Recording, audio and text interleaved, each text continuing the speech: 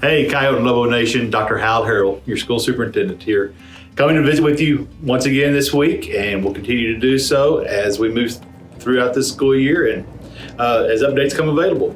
But first things first, I know you're probably curious about next week, and my goal is that we'll all be or have the opportunity to be in person next week. The campuses will be open. We should have primarily all our staff back and out of quarantine so that we can provide all the instruction and student services and support services that we need to operate the campuses fully. So as of this moment, the campuses will be open for in-person attendance. Parents, if you're still at that point where you feel like what is best for your family is to stay home, stay virtual, definitely your option. And we'll support that, we'll champion that, and we'll continue to move forward and educate your child just as if they were in person. So thank you for all you're doing. Thank you for your patience. This last 2 weeks, something we couldn't have foreseen, but something we had to react to. And I appreciate your patience and your support as we move forward. Hey, and January is Board Appreciation Month and Board Recognition Month. So if you see one of our board members, please tell them thank you. What they do is they're not paid. It's all volunteer work. They do go out and they do have to become elected, but they do it because they love our community, love our schools, and love our students. So if you see one of our school board members, take just a moment, even if it's 5 seconds, 10 seconds, to tell them thank you, give them a fist bump, whatever it may be, but let them know you appreciate them and their work and their dedication and their volunteer work. And again, they have the best interest in each one of us at heart, and they do a wonderful job. Hey, seniors, one thing we got to do, in the last few weeks, Ms. Brewer has been receiving scholarship information and award amounts, and in the last few weeks, we have gotten over $500,000 in scholarships. So I challenge you to bring whatever you receive, whatever amount it may be, and set that bar high. Make it something that the classes behind you are really going to have to stretch to reach or even overcome. But set it so high, they don't reach it. But I'm going to challenge you to do that. So seniors, bring your information.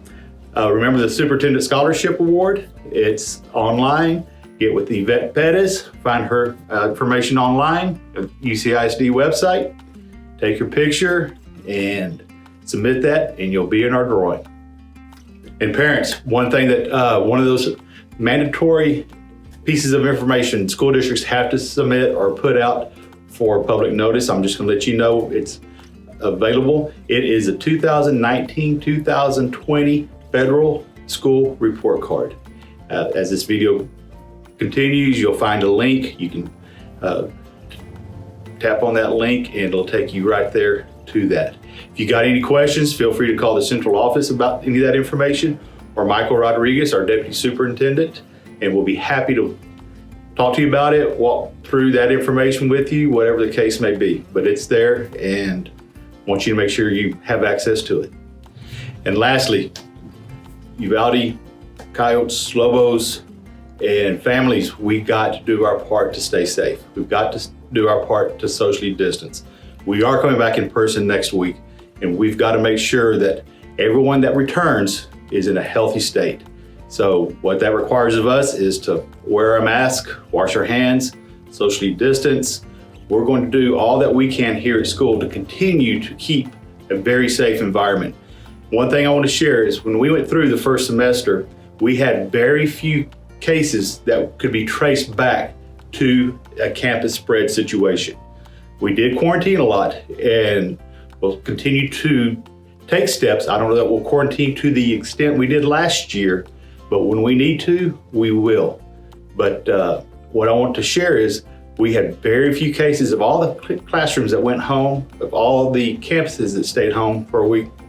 I believe there was 2 cases that we could trace back that most likely got spread on campus. But other than that, there weren't any.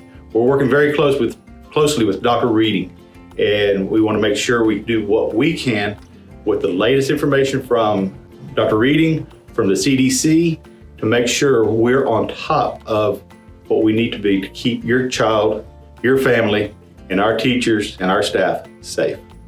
So again, we'll be back in person next week. That option exists as we move forward. And as we always say, rep the U.